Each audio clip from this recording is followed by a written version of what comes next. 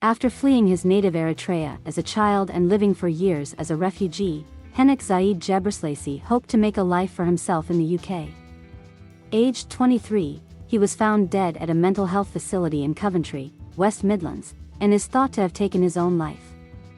His death is one of a growing number among young asylum seekers, which a charity said could just be the tip of the iceberg. Henok was a friendly and kind, football-loving young man, according to his brother.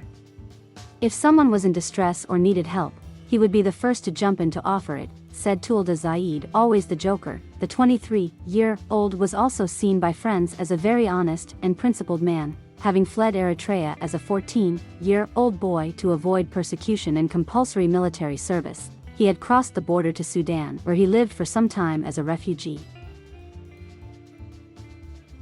But he dreamed of a life in the UK. Traveling solo through the Sahara Desert and Libya, he made it over the Mediterranean and eventually arrived in Coventry in May 2020, aged 21. He went through a lot of pain on that journey, but he never gave up. He was always hopeful that one day he would find a safe place to stay, said Mr. Zaid. He describes being called by his ecstatic brother on his arrival in the UK, so hopeful after so much trouble of his journey. He said, like many young asylum seekers arriving in the UK, Henok's journey would have taken a heavy toll on his mental health, according to charity worker Benny Hunter, and his experience of negotiating the UK's asylum system would have been very difficult. Mr. Hunter works for the Darrow Youth Project, which was set up by the Eritrean community following the deaths of 4 young friends. Many of the people that we work with have witnessed violence, rape, death, or have experienced violence themselves, he said. The experience of being a refugee is in itself very traumatic, he added. Being housed in a hotel and not being able to work, having to rely on very small amounts of money every week, it's very difficult for a lot of people, especially if you're here alone and especially if you're young. Asylum seekers often face social isolation, discrimination, and sometimes even hostility, said Mr. Hunter. The issues that we have tried to highlight are the impact of the asylum system on people going through the process, particularly vulnerable people such as young people. He explained that the overwhelming majority of people from Eritrea arriving in the UK are granted refugee status, he said, and yet we still see asylum seekers waiting very often several years for a decision on their claim. Henok had sought refuge in the UK to make a better life, said Mr. Zaid. He was trying his best. He was telling me, I'm going to make myself a better person, to follow through with my education, to get work rather than depend on anyone. The last time he spoke to his brother was on August 4th. We talked for a long time. He wanted to see photos from my wedding in Sudan, he said. But 8 days later, Henok was dead in a suspected suicide at the Callanan Center in Coventry, an adult mental health facility. He may have accessed mental health services at a moment of crisis, said Mr. Hunter, who said his organization had been working to highlight the issues the asylum system has on the minds of young people.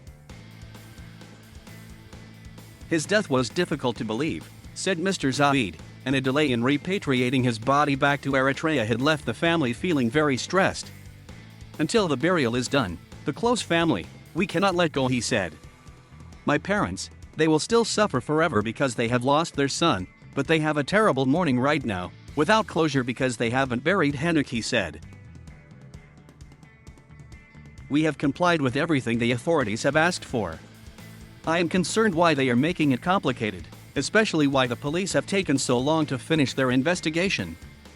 I am angry and disappointed with the way the authorities have treated us. The London-based charity is one of 46 organizations to have written to the government earlier this year raising the alarm over the suicides of young asylum seekers, including the death of a 19-year-old Afghan living in Birmingham who feared he would be deported.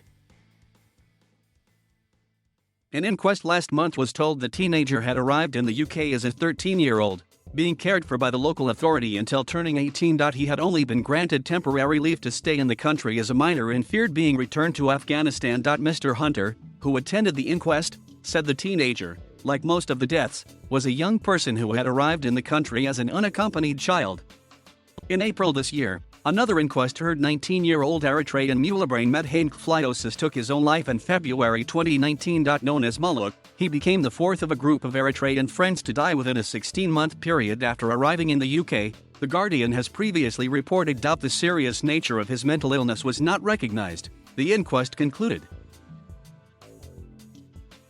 Filman Yemen, 18, died in November 2017, and friend Alexander Tekul, also 18. 2 weeks later. Osman Ahmed Nur, 19, was found dead in his local authority accommodation in Camden, London, in May 2018. An inquest heard how he was deeply affected by the self-inflicted deaths of his two friends. Olivia Ann S., of Bot Murphy Solicitors, who represented 3 of the 4 families involved, described the deaths as alarming. This raises serious questions about the care they're receiving in the UK and the extent to which social services and the NHS are aware of and capable of caring for their specific vulnerabilities, she said. These are children fleeing war and persecution who have arrived in the UK seeking refuge, and we need to know why so many are dying in our care. It's clear that there needs to be a public judicial inquiry into these deaths. Every day that's delayed risks further tragic and unnecessary deaths, she said. We do not know how many young people have died and do not seem to know either, so how can you be aware of the scale of this issue? How can you prevent further deaths if you're not sure how many people it affects? Added Mr. Hunter. An investigation by the charity has found more than a dozen deaths in recent years, which it describes as an unfolding national tragedy. These could just be the tip of the iceberg, Mr. Hunter explained, as there is no requirement for coroners to record the nationality or immigration status of the people whose deaths they deal with. The government has yet to give an official response to the charity's call for an urgent independent inquiry into deaths in the asylum system. But a spokesperson said it had a dedicated team who are responsible for identifying vulnerable asylum seekers and supporting them with their health and social care needs. Thank you for watching. Please subscribe.